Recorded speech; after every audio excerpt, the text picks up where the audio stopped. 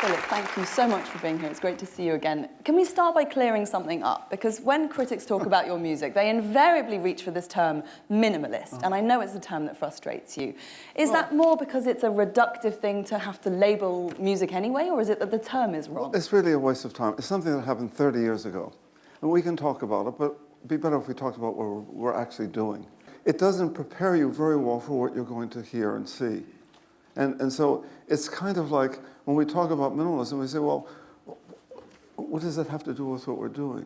You were part of that avant-garde New York downtown scene. You famously scraped a living as a plumber and a cab driver before you made it. Oh, that's the best part of it. That's the best part. There's much worse than that, but that's okay. Well, tell us.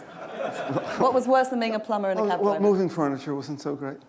But that's a very common story. I suppose that many of the artists who live in London will do that for. I was lucky. I was able to quit my day jobs when I was 41. Some people go on for longer than that. It's a very common story. For artists in our progressive societies are treated like beggars, actually. And that's obviously I'm just telling you the way it is. Do you feel like it's got worse since you were scraping that living? It's gotten worse in the sense that there are more people trying to eat off of the same table, and what's happened, on the other hand, is that people are finding new ways of working. But the human spirit is that kind of thing that it won't be denied what it wants to do. So the young people are finding new ways of working and putting on plays, and the ones I've seen in Penal in Brooklyn, not so much in New York. There may be 30 people in the audience.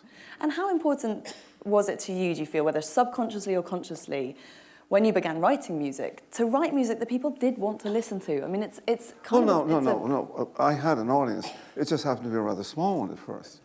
And now it's enormous. You're the most imitated composer in the universe. Well, I started official. My first concert, I think I had 6 people in the audience, and one was my mother. And I happened to be at the right time in the right place, and I was working in a way that people liked, but I never had no audience. My first audiences that were 30 or 40, they would come to the loft. We did concerts every Sunday, and they would lie down on the floor, and I reckon they mostly were asleep. I didn't worry about it too much. And from that, I went to Town Hall in New York, and my first big audience was 1,400. I rented the hall myself, and somehow or other we sold the tickets. And after that, it began. So there was always people that liked it. I actually thought I was a successful composer when I had 30 people. I didn't measure it by the audience. I measured it by the reception that I had. So how on earth does it feel now, then, to be arguably the most successful, most famous contemporary composer today? I totally ignore it to my best of my ability, to tell you the truth. The worst part of it is are the plane rides. If I could get rid of that, the rest would be terrific. We endlessly hear that classical music has no future and that the audiences is just getting older and dwindling.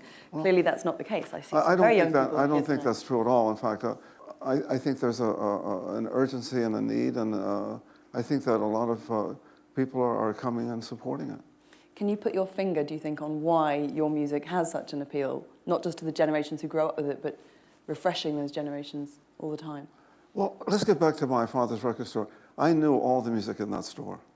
I was trained in Central European art music, and I had Peabody education in a conservatory. I went and studied in Paris. I did all that. But I listened to music. I listened to all kinds of music.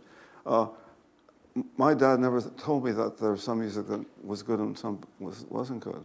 We just had different kinds of music, and I knew it all. What was it that drew you to the theatre? It's a thing that still draws me to it today. It's in the theater, the elements of opera, for example, and movement and image and music, the 4 elements. They all come together in the opera house.